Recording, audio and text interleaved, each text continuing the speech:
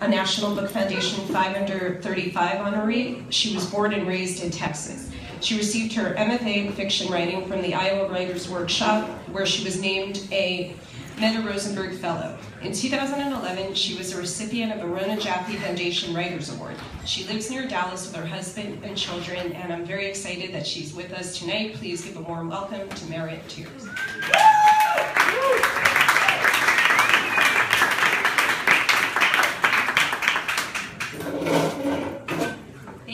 Thank you, Benina.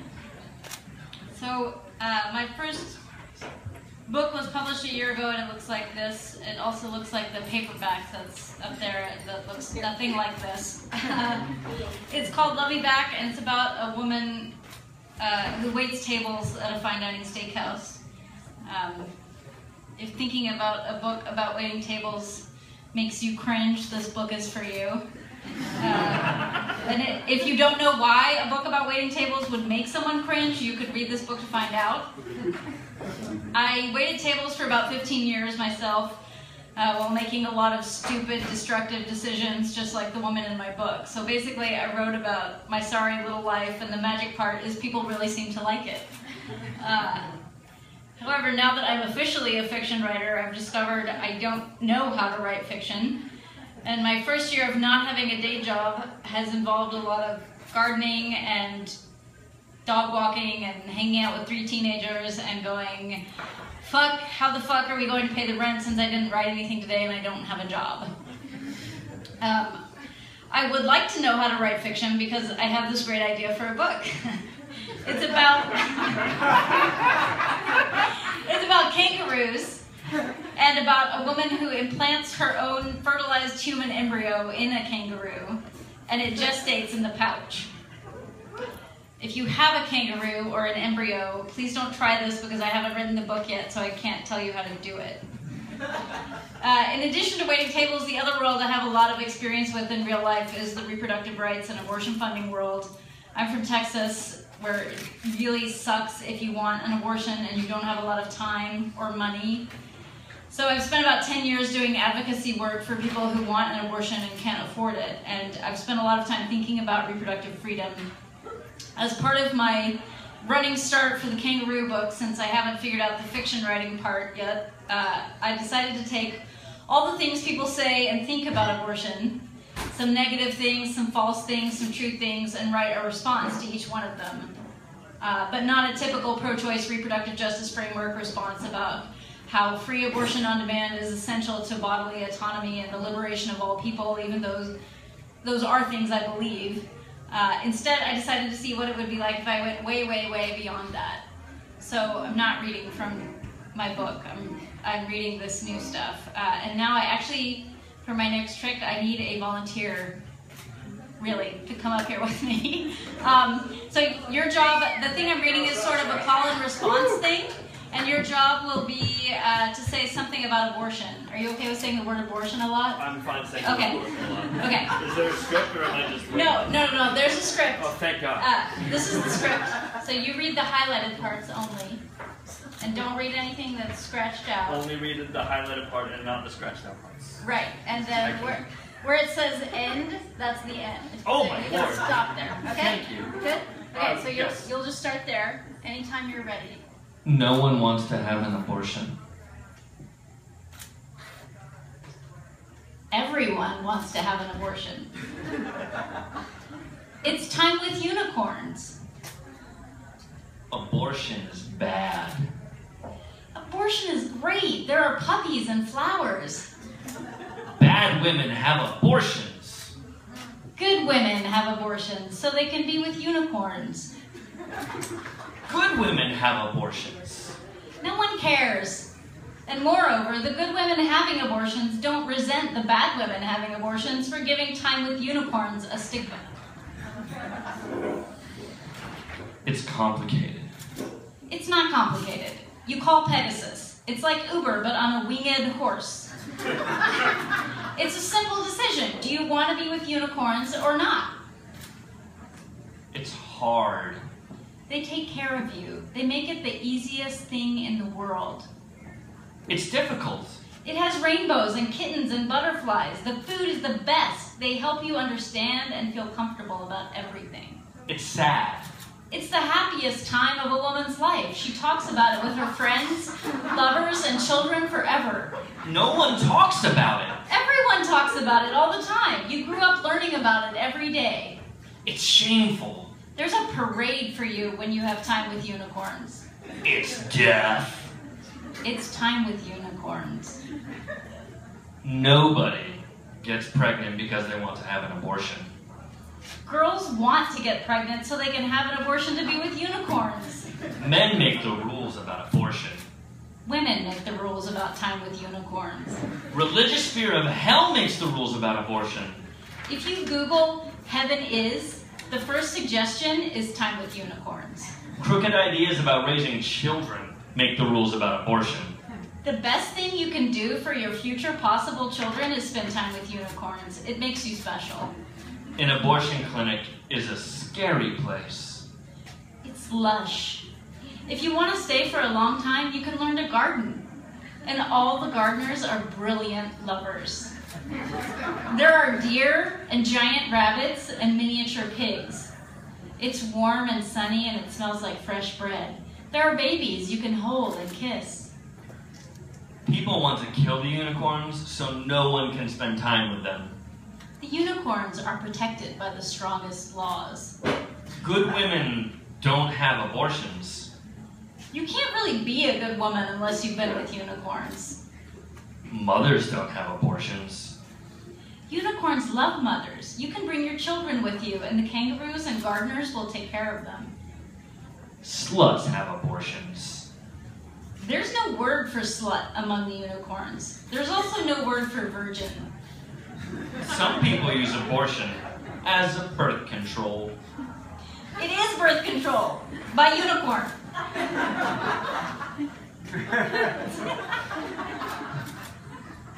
You will always regret your abortion? You'll remember your time with unicorns as the most magical, rich, wonderful time of your life. Nobody wants a pregnant abortion counselor/doctor. Everybody wants attention from the pregnant unicorns so much that they have to be assigned by lottery. You have to walk in alone. After the parade, you are escorted by lambs, lassies, and sweet lemurs. It's expensive. It's free. The word is ugly. Time with unicorns? Having an abortion is not fun. You have a party the night before you go. People give you presents and are jealous. You have an abortion because you don't want a baby. You have an abortion because you want time with unicorns. You won't know how to get an abortion until you need one, and then you have to figure it out all alone. Everyone knows how. Everyone knows where the unicorns are. Protesters will harass and intimidate you. People line the entrance and throw rice and blow bubbles at you and say, "Happy time!" and "We love you!" and "We're so proud of you!" If you're religious, it's a sin to have an abortion. That's why you spend time with unicorns instead. Abortion is painful. There can be some discomfort, but unicorns kiss you and nuzzle you and breathe on you. If you want drugs, they give you good drugs. Some people like to have sex right before with a gardener or with a unicorn or unicorns. There's a lot of blood in an abortion. They save the blood for the old unicorns because it makes them stronger. They give you special fancy pants to wear for the afterblood. These magic garments are like underwear, but they are super comfortable and soak up all the blood. Then they bring out the blood and let the unicorns have it, or sometimes they give the baby unicorns the fancy pants to suck on. You can't have a baby after an abortion. It's rumored that time with unicorns makes you more fertile. You'll get cancer or some other punishment from God if you have an abortion. Lucky things happen to people who spend time with unicorns because unicorns are lucky. Abortion is an abomination. That's fear and superstition talking. It's part of health, which is part of survival. Abortion is where you take something that would have definitely become a beautiful, healthy, smart, successful baby out of your womb and throw it away. Unicorns help us let go of magical thinking. Magical thinking more often leads us into pitiable self-destructive ruts than not. What isn't, isn't. What happens is so intricately connected to everything else that happens that predictions are just widgets we use to feel bad about ourselves or think we can control the world. If your relatives or friends had an abortion, you probably don't know about it? Every family has a book called Time with Unicorns. When you make a new friend, it's often one of the first things you do together. Read their family's unicorn book. So you know your own unicorn heritage, but you also know hundreds of other stories from other families' books. When you're a child, you learn to read with the unicorn book. It's often the favorite bedtime request. There's an entire industry devoted to the repair and maintenance of family unicorn books. You live far away from any place where you could get an abortion. Even the most rural people will have their own small stable and herd. It's the one essential. If you look at a sonogram, you won't want to have an abortion because you'll understand what you're doing. Of course you understand what you're doing. If you've never been pregnant before, it's a miraculous sight, the light inside your uterus. The sonogram room is something like a planetarium with constellations painted on dark walls. If you hear the heartbeat, you'll feel so bad about wanting to kill it that you'll straighten up and fly right. It's life. That's not news to anyone visiting the unicorns. Some people keep soundscapes of the heartbeats from all their pregnancies. You can pay a DJ to create a special beat of all your heartbeats together. People have unicorn beat raves, where a lot of DJ beats are layered and you dance to that fast sound for hours. Of course, quite a few people turn up pregnant after these raves, and when they visit the unicorns and hear the heartbeat, they remember the warmth and energy of the rave. Abortion is killing. A unicorn removes the contents of your uterus. Abortion is killing a baby. A lot of things are killing babies. People used to object to the stage at which a baby was killed, specifically the preborn stage, without caring about how being forced to bear young into systems of poverty and oppression killed not only babies, but mothers. What kills the life in a mother more than not being able to provide anything good for her baby? And that young man who has no prospects and winds up an addict or a thief or a gangster or imprisoned or stalked and crucified by the police, the baby of him is being killed, tortured over years. It's just not easy to point to the killer the way it is when the baby is in utero. We object not to the killing of a unique soul, or we would do something real to help those souls thrive once born, but to the clarity of a woman's control over her body. We object to her gatekeeping. That's where magical thinking gets you, or worse, where your own magical thinking gets others. You can't smile at anything the day you have an abortion, or the day before, or the day after. Probably not for a week or like weeks after. Unicorn skin is opalescent. It looks like opals under the surface, no matter the coat color. There are hummingbirds that come into your room to tend the flowers. Someone who has not had an abortion or ever been pregnant decides whether or not you can have an abortion. That would be insane. You have to have been with the unicorns at least 7 times before you can even run for the local unicorn council, and the unicorns themselves choose the council leaders with the most conscientious and innovative track records to move into the higher orders of governance. Insurance doesn't cover abortion. Time with unicorns is free for all, no matter what. Medicaid doesn't cover abortion? Poor people may have a hard time obtaining healthcare and the basic resources to live flourishing lives in this country, but time with unicorns is an inalienable right. For many, it is the first or only opulence they will ever know. In fact, it's fairly common for poor young women to get pregnant, so they can go spend the maximum 3 years with the unicorns and take some of the burden off their family. Girls have to ask their parents' permission to visit the unicorns. It's been a long time since there were any parents who weren't thrilled to have their daughter visit the unicorns.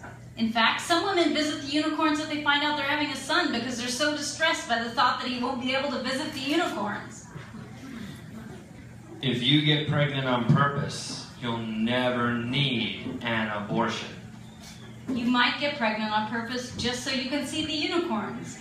But even if you really wanted to have a baby this time, sometimes are for unicorns. If you have to abort a wanted pregnancy, you have to go to the same place as all the delinquent mothers. Well, you just go to where the unicorns are. There are unicorns in every place they are needed. What if Mother Teresa's mother had an abortion? Pears are pear-shaped because they are pears. Pear-shaped means pear-shaped because pears are shaped like pears. Unicorns love pears. You'll be depressed or suicidal after you have an abortion. You'll go home refreshed and restored, and you'll have learned a lot. You'll tell stories over and over about it. When you're not feeling that great, you'll think back on your time with the unicorns for solace. It's selfish to have an abortion. Yes. It's one of the best things you can do for yourself. Maybe the best thing. Women should be willing to take care of Down syndrome and otherwise impaired babies, not abort them. It's okay either way. Unicorns believe the woman who is going to be the mother knows what she can handle. They offer great counseling if the woman needs help thinking it through. Adoption is morally better than abortion. If you don't want to have a baby, but you don't want to donate it to the unicorns, you can have it raised by the kangaroos. They put it in the pouch. Thank you.